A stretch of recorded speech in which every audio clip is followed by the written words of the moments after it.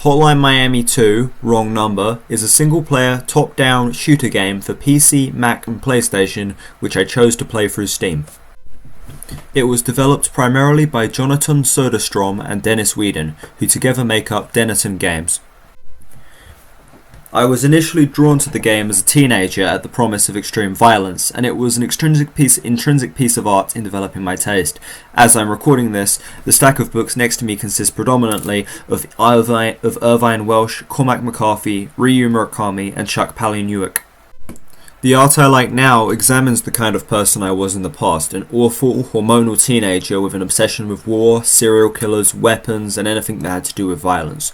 I decided to revisit it, having not played it since I stopped being this person, to see where I now stood on it. All of Hotline Miami 2's narrative consists of reactions to, the build-up to, and alternative perspectives on the first game, simply titled Hotline Miami. Gameplay-wise, both games are mostly identical. Both games consist of a simple formula in which the protagonist, or main character of whatever scene, goes to a location, commits an extremely violent massacre, usually against some kind of criminal organisation, then leaves. The player is then graded, the story being mostly told through story segments that take place within the top-down format of the gameplay as opposed to pre-rendered cutscenes. The first Hotline Miami is relatively simple to interpret. You play as a mute protagonist, known simply as Jacket, who embarks on a series of massacres against the Russian mafia from instructions of mysterious messages left on his answering machine. The game is heavily stylized and uses ludic elements such as non-diegetic music, see endnotes, identical enemies, and a flashing scoreboard to distract you from the reality of the brutal violence you inflict. Whereas you die extremely easily, all enemies die just as easily, and respawning takes less than a second, so when you're playing the game itself, it becomes easy to lose yourself. I quickly became embroiled in the violence and subsequently became obsessed with the game. However, once everything is dead, you must walk back through the gore and dead bodies with the energetic music suddenly replaced by an eerie ambience.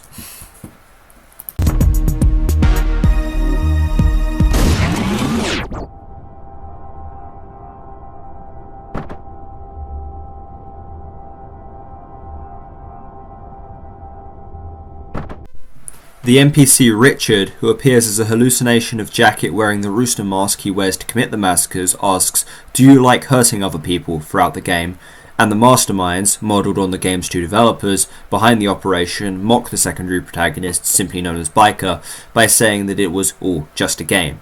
The intended reading is pretty simple. There's a million games where you kill people. Hotline Miami asks what that says about us, the people who play them. It came across as fairly profound to me as a teenager. I'd struggled to relate to much of the literature I'd been tasked with analysing in school, lots of it being very specifically American or from a completely different era. So it was greatly refreshing to come across art that seemed interested in me, the player, and people who had interests similar to mine. Nowadays, this still does the job for me. It's not a particularly unique or complex idea, but everything about the game is done well enough for me to appreciate it nonetheless.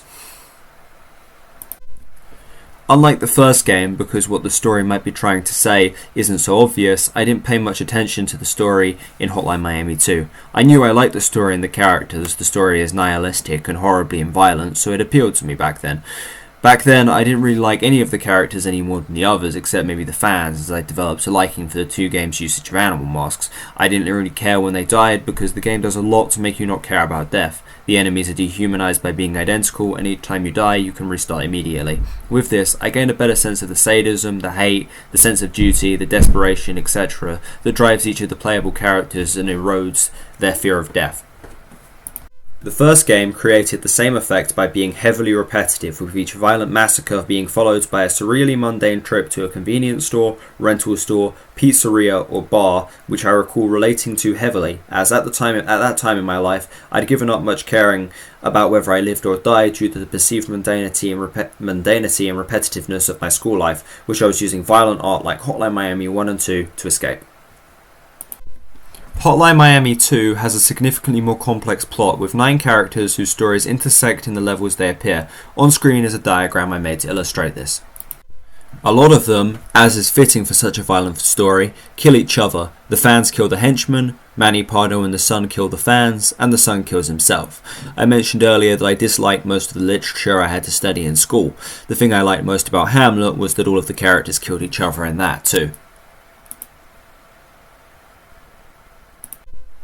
The narrative is neither linear nor is it traditional. Throughout the game, there are frequent dream sequences, flashbacks, hallucinations, and entire levels that turn out to be scenes in movies, creating a barrier in which the player cannot easily determine what is real within the story and what is fake.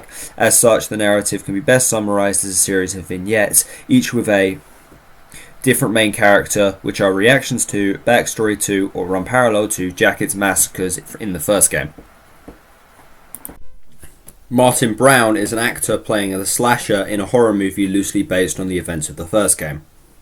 The fans are a group of vigilantes who idolize the protagonist of the first game and carry out massacres against low-level street thugs.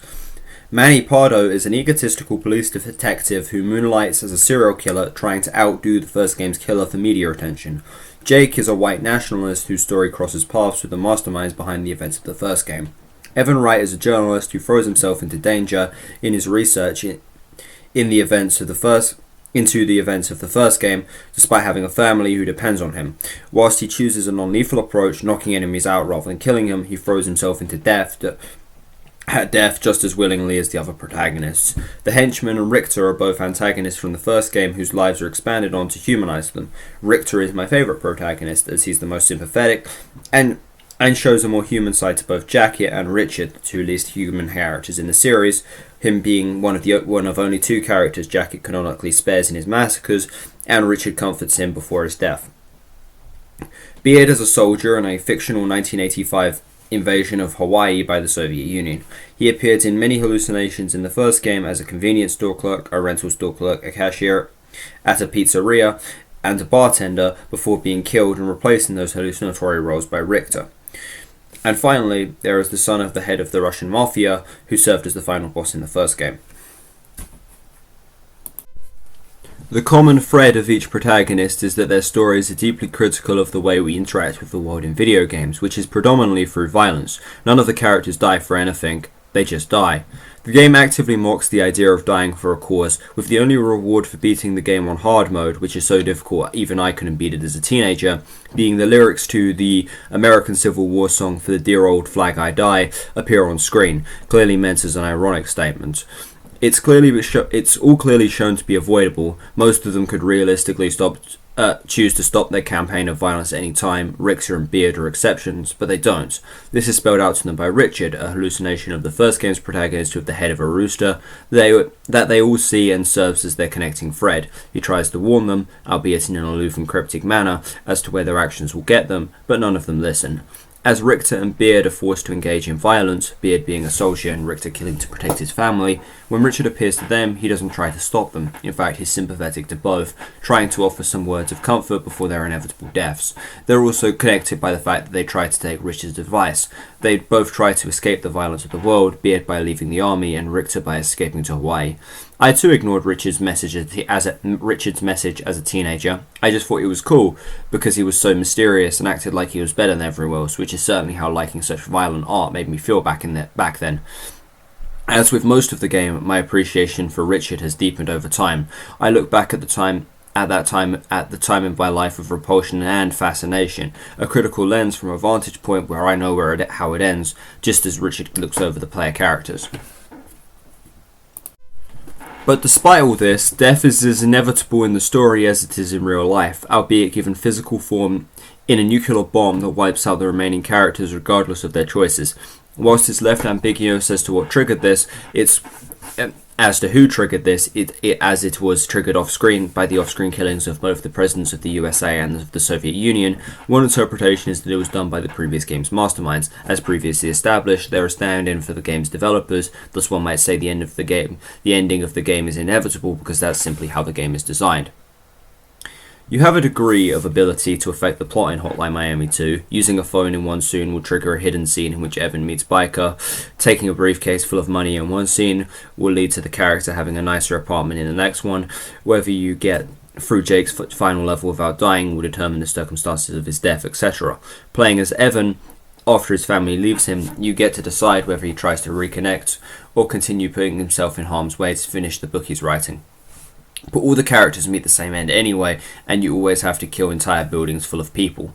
Death cannot be avoided, and the world in flames is a perfect encapsulation of where trying to solve our problems through violence will ultimately lead.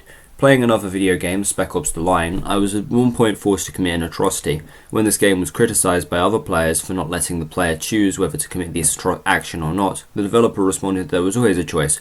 You can always just turn off the game and walk away. Applying the same logic here, if it's our choice to continue playing the game that leads to the deaths of the characters, why do we keep playing? What's the point of it?